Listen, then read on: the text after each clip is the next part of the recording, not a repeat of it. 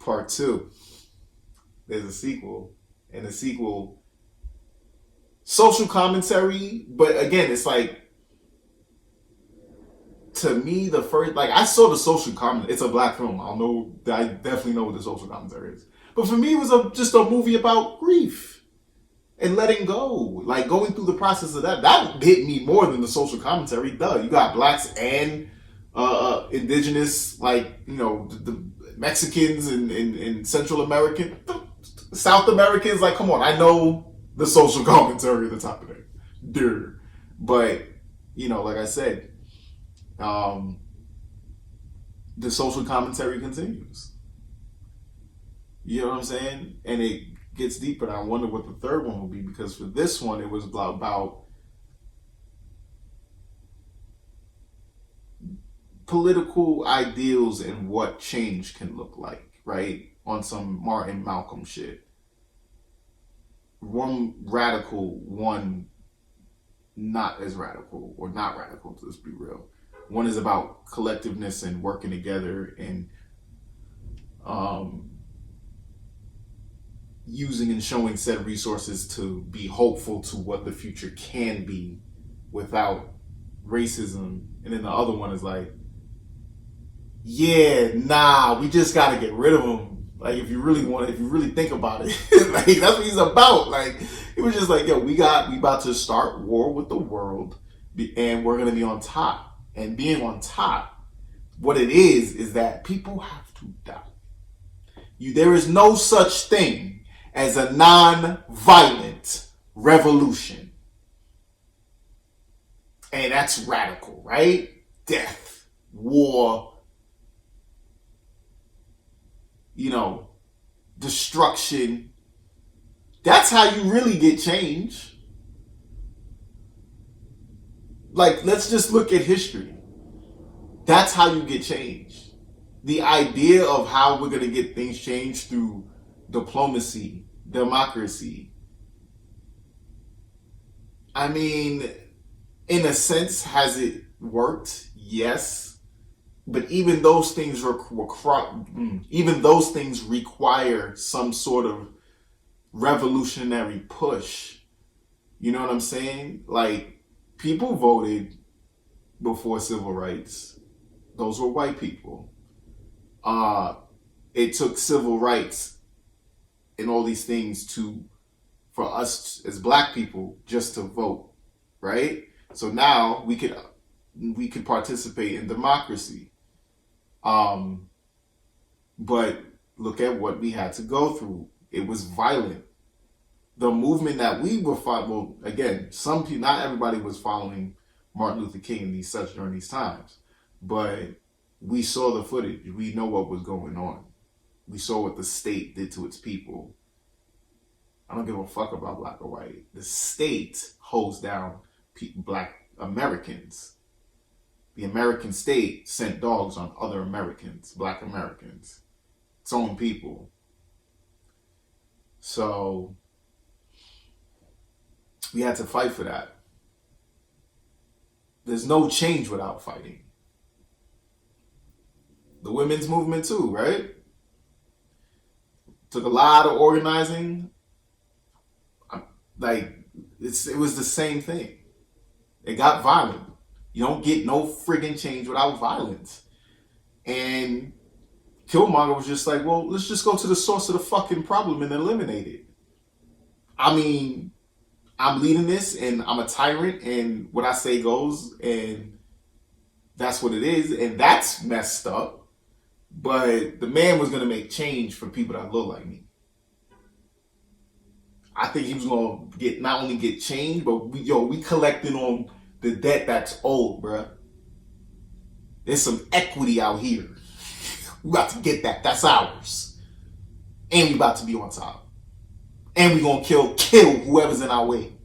Ain't nothing gonna be in the way no more. And I can say, as a person who lives in the world that's opposite of that, there is a lot of things in the way. A lot of things are in the way. So how can I be mad at Killmonger? You know what I'm saying? How can I be mad at that? The social commentary continues.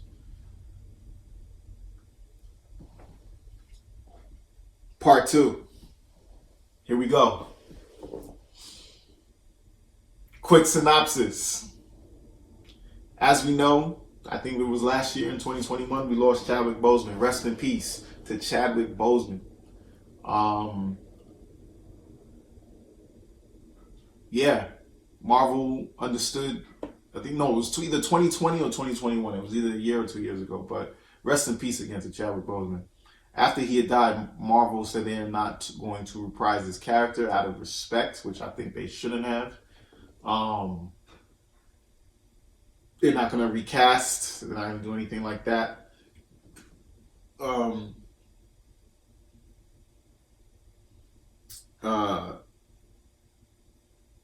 And they show that in the film. T'Challa dies mysteriously of a disease. Kind of, it's lining up with Chadwick Boseman. He kept it from everybody. He suffered in silence, kind of like Chadwick Boseman. And when it was time, it was his time, and his family buried him. The nation mourned. His sister Shuri, she's grieving. Mom's grieving. Everyone's grieving. And the thing is, the movie starts out where it's, Wakanda does this. The last thing T'Challa does is have the Wakandan outreach, where he's using Wakandan resources to help communities in different countries around the world. But this is the world we're talking about. The global capitalist society order of the world.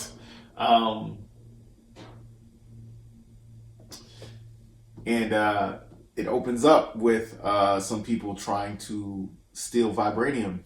And the Dora Milaje stopped that. Okoye, the Dora Milaje, make sure that don't get, said resources aren't getting stolen. And Queen Ramonda, who is T'Challa's mother, Shuri's mother, she's like, yeah, so y'all talking about, because she was at the UN and white people were white people in, as they do. And they're telling them, like, yo, like, what is good? Like, Wakanda is like a threat to the world and such. And y'all got this vibranium and it's powerful and this is a potential threat to us. And she's the gangster that she is. She's like, oh, I'm the threat. I'm the threat? Bring them in. Homie, yo, they bring in the dudes that tried to rob the vibranium. And she looks right over at Fred. You know what I'm saying? They're hired mercenaries. So they don't work for no country. They just work for hire, right? They work for countries, if hired by them. Looks over at France and the United States. And he's like, well, it looks like I'm not the threat here. It looks like somebody is the threat trying to steal our resources for whatever power or savagery they want to exercise. I am not quoting the movie. I'm just letting you know what was said and what was implied. You know what I'm saying? I'm telling you what was implied and just showing the ass backwards contradicting powers in place. And the reason why I'm getting hyped up is because this type of shit happens every day, all the time. It's been happening since the beginning of all of this bullshit. Where for some reason the people with the most precious and valuable resources are the savages. Yet the world isn't ran by them. And the people who exploit these people are civilized in a fucked up savage world. Ain't that some shit? Somehow we're the savages, but it's cool.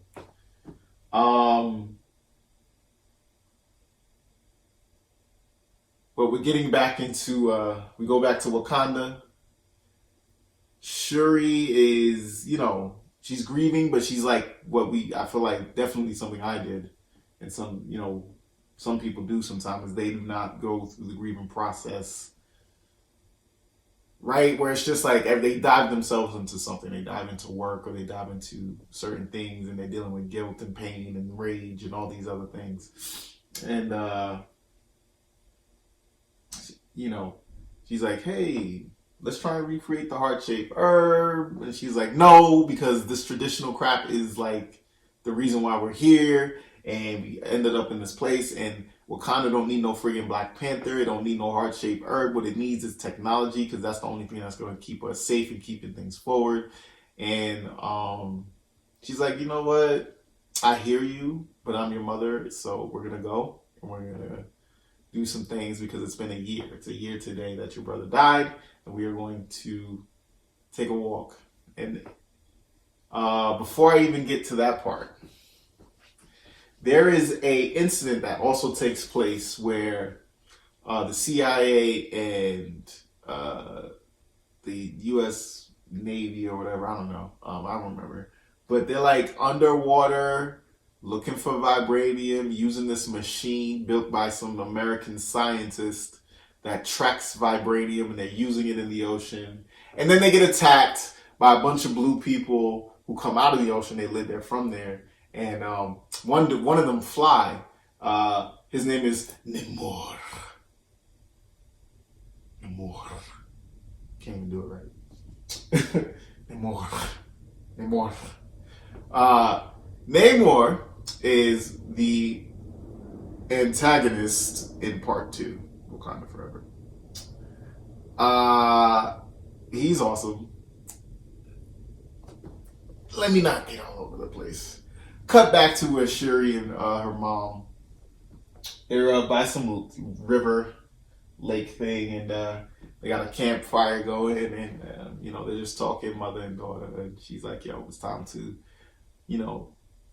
this is the end of the grieving process. And she's like, no, it's not, because like I'm still in pain and I don't understand and I'm angry and I don't want to burn these garments. I want to burn. They're doing some traditional Wakandan stuff. So it's like you're supposed to burn the garment that the day of the funeral and all this other stuff. And she's like, I'm not burning nothing. What I want to burn is the world. That's what I want to burn. And then in that instant, Namor pops out of the ocean and he's like, hey, what's up, y'all? I'm Namor. I have an empire underwater that y'all don't know about until now. Yep, I snapped past your Wakanda defenses. So that don't mean nothing. And people are trying to steal vibranium from me because you are the only one with vibranium. And as you can see in my stuff, all the jewelry around. So all the jewelry around Namor was all vibranium, and they're like shocked and confused, like, yeah, what is going on? Like, what? How do you have vibranium? We only have vibranium. But Namor's like, I ain't trying to hear all of that. You know what I'm saying? This is what y'all going through. Since y'all decided to, this was y'all's doing. This is y'all's doing. I'm gonna tell you why. Because you decided to have some Wakandan outreach and you're showing the world what vibranium can do and all this other stuff. They're now curious about it. They wanna do what they always been doing.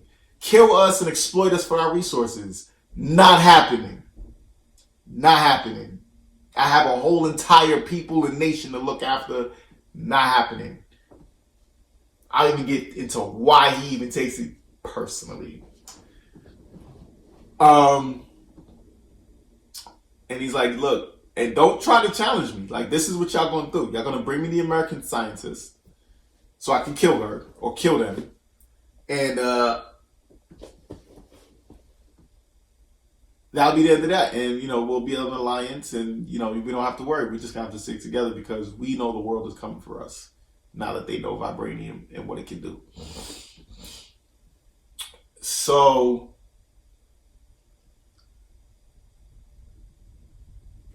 they're like, all right, there's an issue because clearly the world is after us. We share something common even though we don't know you. We don't know what you're capable of.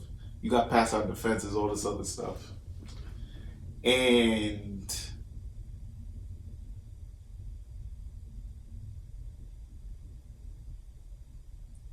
lost my train of thought. Oh, I'm back. Sorry.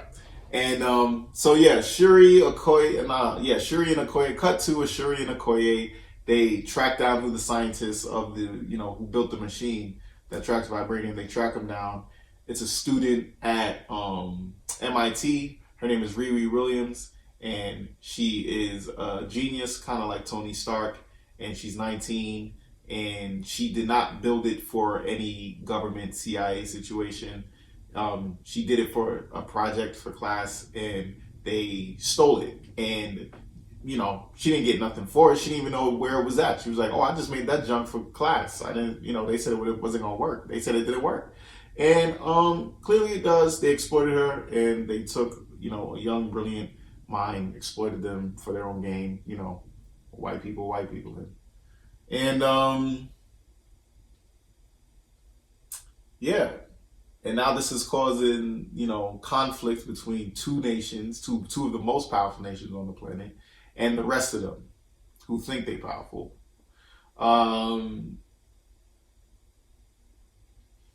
The only connections the Wakandans have in the U.S. government is Everett Ross, the CIA guy from Part 1 and Civil War. And yeah, he's just one of those human characters that kind of connects things in the thread of the timeline of the MCU.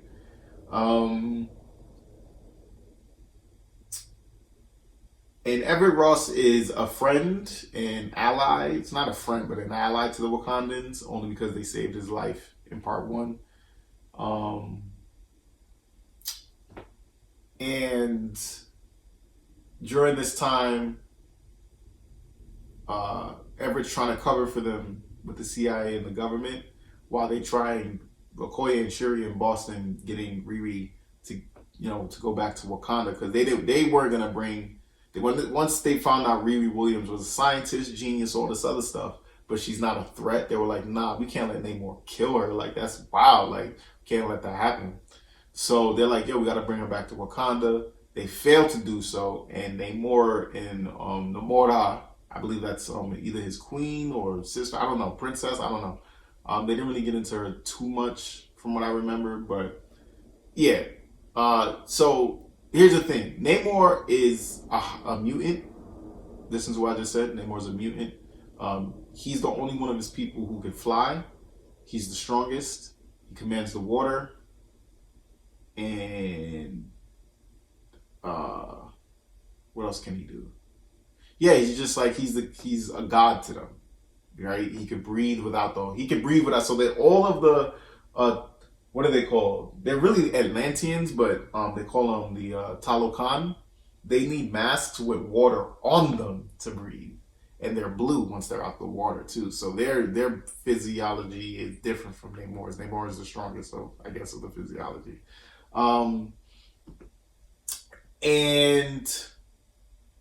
They managed to one of the warriors managed to take down Okoye. She loses both Shuri and Riri Williams, and the Talokans take them back to I guess their nation, right? Which is in Yucatan in Central America.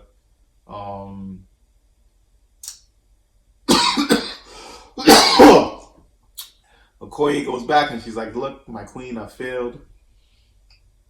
The queen's pissed because her son's dead, daughter's dead or missing, could be facing possible war not only with the world, but then this new country with this new dude with wings on his feet.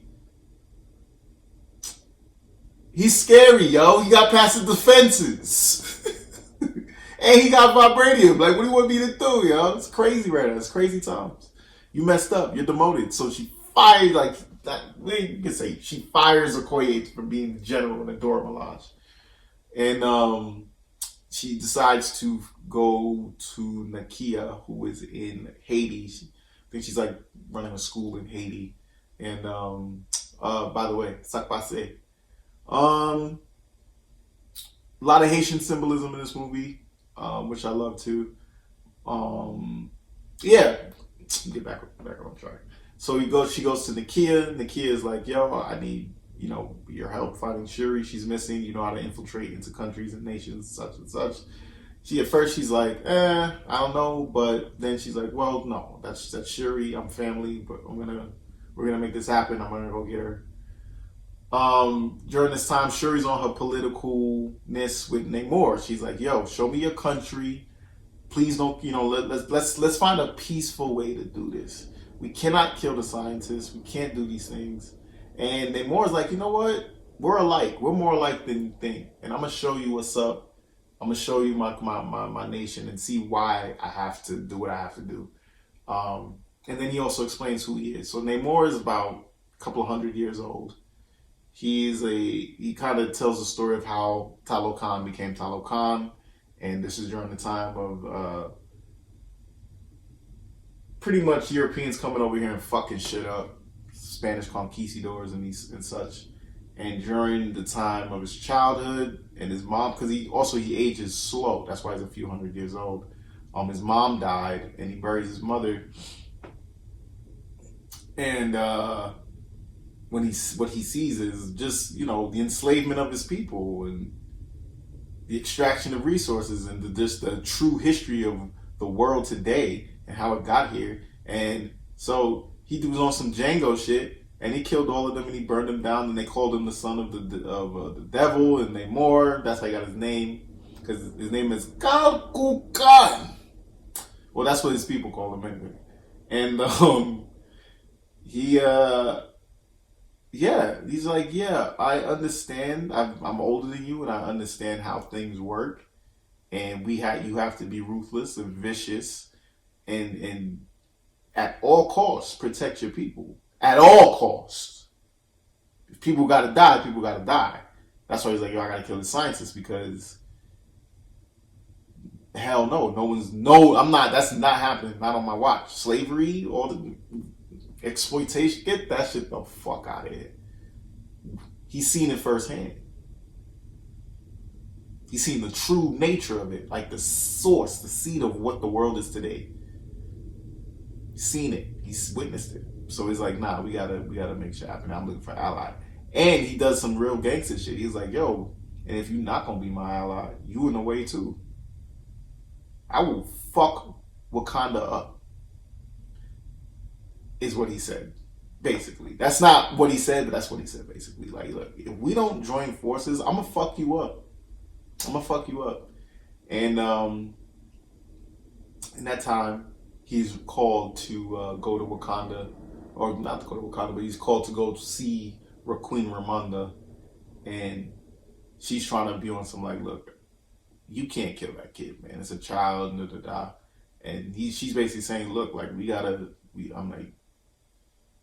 just not agreeing. Namor's like, all right, we're not agreeing, bet.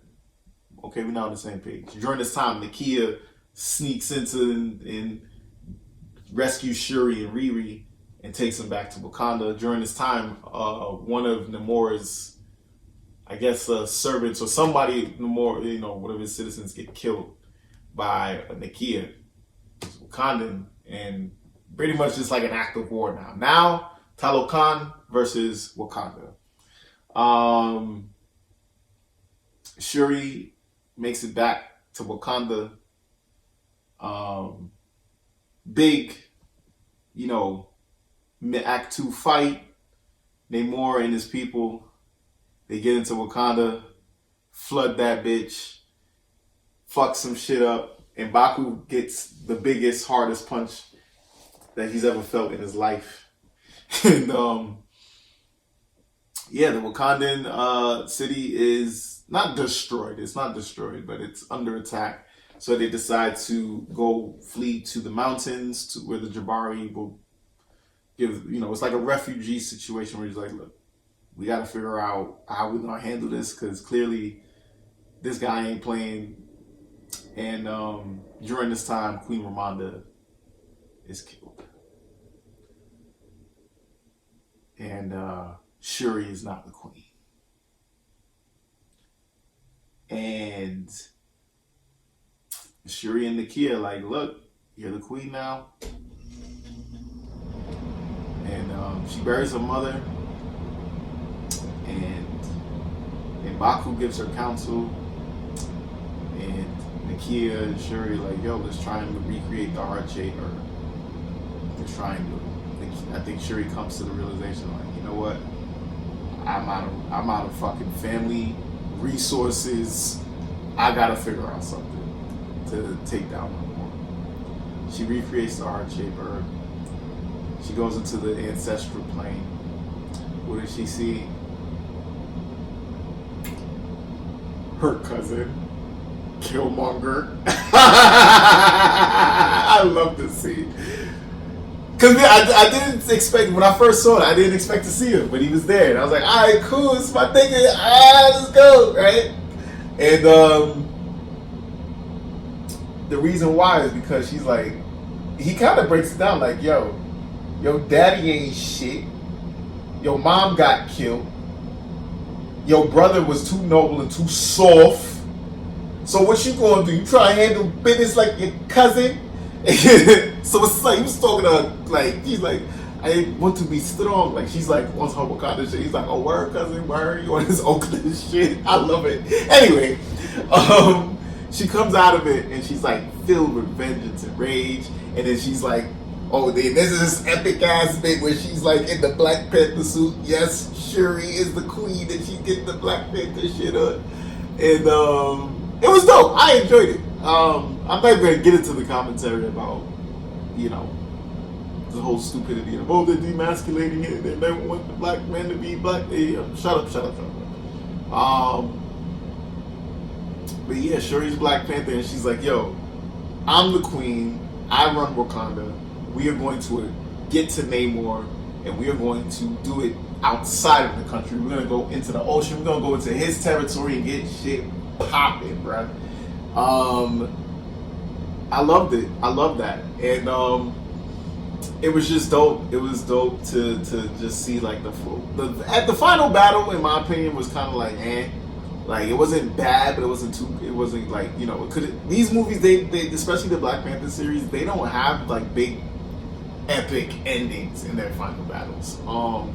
But it was cool to see, like, you know, Okoye there, Nakia, they were fighting on this big Wakandan ship, and Namor and Riri and Shuri, they all managed to get to Namor. And there was a moment in the fight between Shuri and Namor where she could have killed him, and she did it. And she's like, yo, we have to come together. And they did. And, you know, the movie ended, the true ending of the movie was more like an ode to Chadwick Boseman, rest in peace. And we also find out Shuri's an auntie. What? Did Nakia and T'Challa have a child? Yes. Is it the son? Yes. What's his name? T'Challa? Yes. Is there another Black Panther? Yes. Yes, there is. So there's no, all these other dudes out here talking about, yo, they're like demasculating black man and taking our superheroes away from us. Shut up. Shut up. Shut up. They literally, in the same film, said, yep, black women, we're going to put you on. And first of all, they're feminine-centric, these storylines, by the way. Go read a fucking comic book.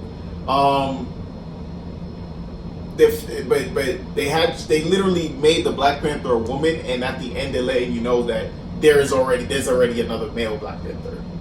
So just shut up. It's literally the Black Panther's son. Shut up. Now, the movie ends where she's on the beach and she's thinking about, they show like different shots from the older movie and stuff like that, and it's just Chadwick Boseman as T'Challa, and it was just, you know, a beautiful ending. And that's that.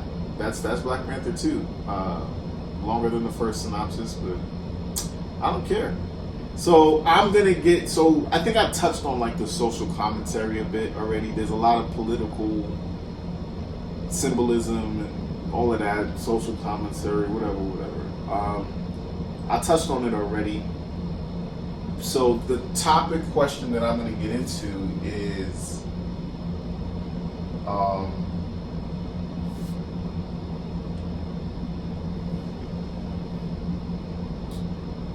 how radical are you? Like, how radical are you in the sense of wanting change, getting shit done? Like, how radical are you? Like, politically, socially? Like, how radical are you? Because we just had an election last week, and we are exercising our right as Americans in a democracy that was also caused by a revolution where people died and blood was spilled and war happened. And things are still fucked up. Things still ain't equal. We live in a capitalist society where it's a very oppressive. It's unnatural. A lot of people are living in fucked up states and unnatural states, and it's due to the greed of others. And both films kind of showed that, especially with part two, where the greed for not only just money, but like the greed and thirst for power, because this small little nation and a group of black people in the continent of Africa have the strongest metal on the planet. It's a threat to y'all. Wasn't a threat until this nigga literally was a part of saving the world, and somehow it's you know what I'm saying, and they're showing that, right? They're showing that the United States and they're showing it, and it's like it's and then there's also the symbolism of like black versus brown, the indigenous versus the Afro person, where it's like we in the same shit, bruh. But the whole thing with skin tones and geographical location, and literally we have the same like the vibranium just represents resources, precious resources that enrich a whole other group of people that ain't got shit to do with it, and what they do to people like me and you. It's the same shit. So the bullshit between us can't keep going on. Granted, there will always be bullshit amongst groups of people. But when one group of people literally have the same enemy, what are we going to do? What are we going to do? Like, really, like, what are we going to do? Because we're in the same conditions. They exploit us the same way. They fuck us up the same way. But we just look different. Our culture is different.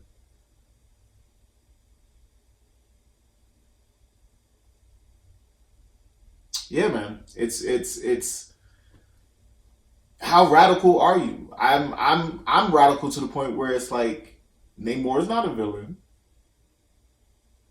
Yes, it was black versus brown. I don't care. In the for argument's sake, for conversation's sake, Namor is not a villain. Killmonger is not a villain. These, like, honestly, that they represent what is.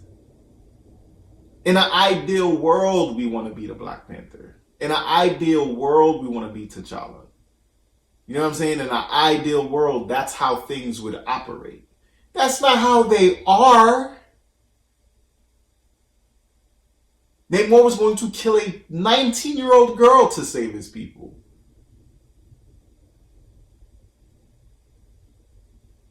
In hindsight, in the grand scheme of things, would it stop anything? No, because they already stole her research. We could talk about how the U.S. government stealing from black people. Brilliant black people just stealing shit. Though not even the option of like, hey, we'll buy this from you. Hey, we'll put you up on an offer. Hey, let's invest. Take that shit. For the sake of power and greed and money and shit, like, nah, like, Namor ain't wrong, fam. You have to, sometimes being on the offense first works. It prevents a lot of shit. Like, I'm not mad at going as far as doing some heinous savagery shit for the sake of making sure peace and savagery in the current state of the planet that we're in today. Killmonger talking about, yo, we're going to be on top. Why? Because we're old. Why? Because we're in an unnatural state currently. I am not nonviolent. I am not against that. we could say that's not my first option. It's the last resort. But I'm also, sometimes, maybe that is the first option.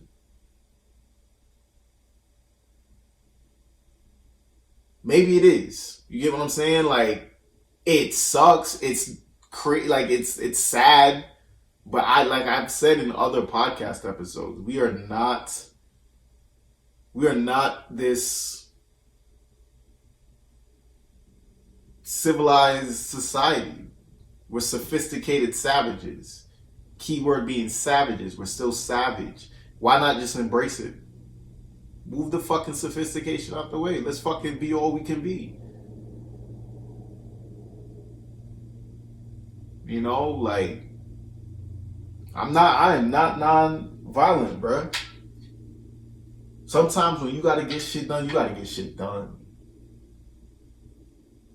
And we call it radical, and sure, yeah, it's radical.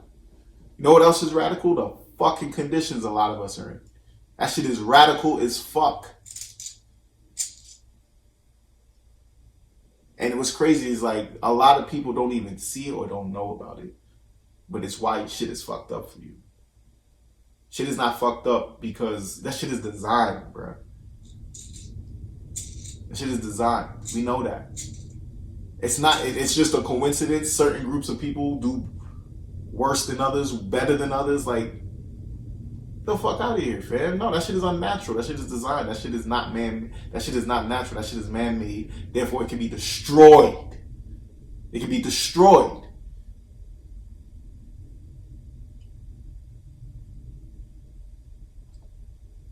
You want change, you gotta destroy some shit. You want change, you gotta break that shit apart and build it to your image. That's what change is. You gotta burn some shit. You gotta tear some shit down. People are gonna die. There is no such thing as a non-violent revolution.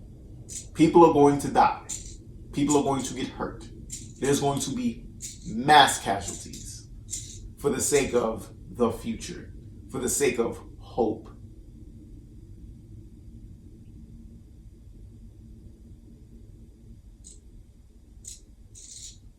Saying, man, I'm saying there's, you know what I mean? Sometimes it just takes, like, look, just go to the source of the problem and eliminate it. If that's what's radical, sure, I'm a radical. I guess I am radical. I'm not that, but here's the thing. Going back to the question for real, like, I'm not that radical because at the end of the day, I'm not going out either killing or dying for my beliefs or ideas, right? And that's that. We could talk about that at another time. But yeah, tell me in the comments, man. Like, what did you think of the movies? And if you had to say, like, you know, ask yourself that question, how radical you are, you know, tell me your answers in the comments. Let me know. But this has been another episode of the JP Show podcast. It was a pleasure. Look out next week for my next episode. I may keep it light this time. You know, I think I did romance, I did horror. The horror one was actually a funny episode. I think you guys should go back and watch it. I did doing romance, and I think I might blend the two, maybe the three, because the last movie I watched that I really want to talk about, it's comedy, romance, social commentary, violent as fuck. But it's one of my favorite films from the 90s. I think I'm gonna talk about that. But yeah. Thank you guys, and see you next time. All right, bye-bye.